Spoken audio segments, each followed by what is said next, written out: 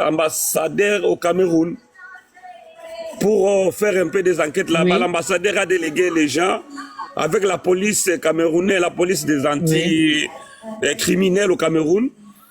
Ils sont en train de faire l'identification du corps parce qu'il faut des enquêtes. Il faut un membre de famille qui doit quand même être là-bas sur place au Cameroun. Voilà. Oui. Maintenant, il y a un oncle, je pense la semaine prochaine, il va aller au Cameroun parce qu'il a demandé le visa hier. Et s'il descend là-bas, là, on va faire l'identification du corps pour savoir si c'est elle ou pas. Mais juste les internautes, ils disent, vu que le chevet que Pamela avait tressé ici, c'est le même chevet qui se trouve sur les cadavres qu'on a trouvé là-bas. Alors c'est comme ça que c'est parti, que c'est elle, c'est elle, c'est elle. Mais la famille, donc nous, on n'a pas encore accepté ça parce qu'il faut identifier, faire les ADN pour savoir qu'effectivement c'est elle ou pas. C'est elle. Tu vois. C'est en fait les dossiers à ce niveau-là.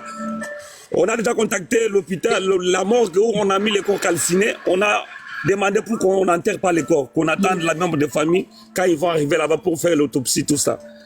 Et c'est comme ça les dossiers dans ce niveau-là. Mais le monsieur, on ne l'a pas arrêté. On l'a pas arrêté. Ça veut dire... Le monsieur est en liberté. Juste la police nous a dit il est en train de chercher quelqu'un. La police nous a donné les noms, mais je ne peux pas dire ça sur les réseaux sociaux. Ici. Il cherche le monsieur. En fait, le monsieur, je pense, c'est le petit frère du monsieur qui était resté avec l'enfant. Oui. Non, non, Wilfried, c'est le monsieur qui a tué Pamela. Mais son petit frère, il ne s'appelle pas Wilfried. Voilà, donc c'est le monsieur là qu'on cherche parce que le monsieur n'a pas les papiers, il est caché quelque part. La police il dit lui aussi il est inculpé dans cette affaire. C'est comme ça, les enquêtes sont en cours. Et c'est juste comme vous faites des lives, c'est bien faire trop de bruit. S'il y a quelqu'un de bonne foi qui connaît le monsieur Wilfried, il peut dire la vérité. Mais il y a des gens qui continuent toujours à cacher les mal. Nous, on est des Africains, on doit être soudés et solides et solidaires. Si les choses comme ça continuent à se faire, qu'on cache toujours les gens comme ça, un jour, ça va arriver dans nos familles. Là, tu vas maintenant sortir pour parler que tel, il a fait. Donc, c'est pas bien. Si quelqu'un est comme ça, au milieu de nous, on doit les dénoncer. Peut-être il va encore faire mal. Mettez les cœurs, les amis, tapoter, partager. Et les mal, là, ça sera peut-être pour ton frère, pour ta famille. C'est ça pour le moment. Le message, on l'a pas encore arrêté. Nécessaire. Vous qui êtes sur place vous qui êtes sur place en Belgique là-bas, il faut aussi nous donner les informations parce que on doit faire le bruit avec des informations pour que les gens comprennent réellement ce qui se passe. Parce que nous, on fait le bruit, on n'a pas tous les éléments sur nous. Vous n'êtes pas obligé de nous donner les détails. Je suis là, je vais vous répondre. Voilà, voilà. Maintenant, moi, ce que je veux savoir, sa femme camerounaise là, elle est là-bas depuis ou bien elle est venue avec son copain? C'est ça, nous, on ne sait pas. Parce que nous, quand on a su que Pamela n'est pas revenue avec les messieurs, il y a ma cousine qui est à côté de Charlois, et il a appelé les messieurs. Et il a pris sa copine, ils sont partis jusque chez les messieurs. Maintenant, le monsieur voulait les recevoir dehors, ou bien qu'ils partent dans la voiture, et ils ont refusé de dire non, non, non.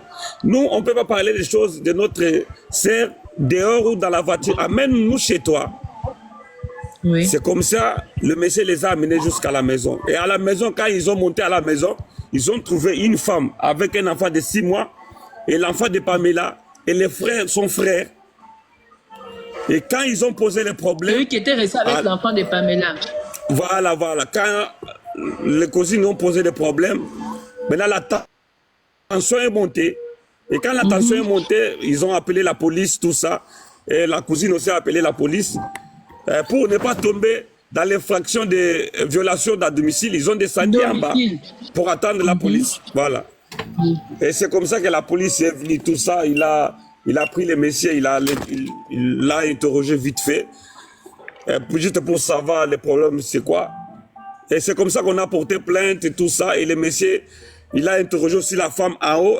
Ça, la police ne nous a pas dit. Parce que ils étaient en bas et la police, il a monté jusqu'en haut. Il a interrogé et le reste, on ne sait pas qu'est-ce qui s'est passé. Donc maintenant là, on ne sait pas la femme. Il l'a ramenée du Cameroun ou la femme, elle est d'ici. Voilà. C'est juste Pamela qui peut nous dire ça, mais Pamela, elle n'est pas là. Parce que quand il avait, quand les enfants avaient 1 an, ils avaient eu un problème avec les messieurs. Oui. Je ne sais pas, le problème c'était dit à la jalousie ou à quoi, je ne sais pas.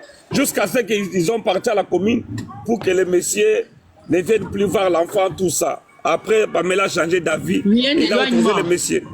Voilà, il a autorisé les messieurs de revenir encore voir l'enfant. Ça... C'est ça, enfant. C'est comme ça, les messieurs lui exigeaient d'avorter, d'enlever la grossesse.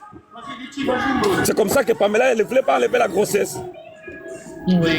Et maintenant, le monsieur, il revient, il lui dit, ok, comme tu ne veux pas enlever la grossesse, on y va, je vais te présenter chez mes parents, au Cameroun. Mais moi, je vais aller avant, et toi, tu vas venir après. C'est comme ça que Pamela, en nous donnant confiance, voilà, il a dit, il a accepté la grossesse, ok, on aura nos 2 enfants, je vais aller voir mes belles familles. C'est comme ça qu'elle est partie. Et elle est partie, elle n'est plus revenue. Mais quand Pamela est arrivée, au Cameroun, elle a donné quand même des nouvelles à ceux qui sont restés en Belgique, non? Non, Pamela, dès qu'il est arrivé, il a pris le vol ici le 31 10e mois. Il est arrivé au Cameroun le 1er novembre. Dès que Pamela est arrivée à l'aéroport, son téléphone ne passait plus.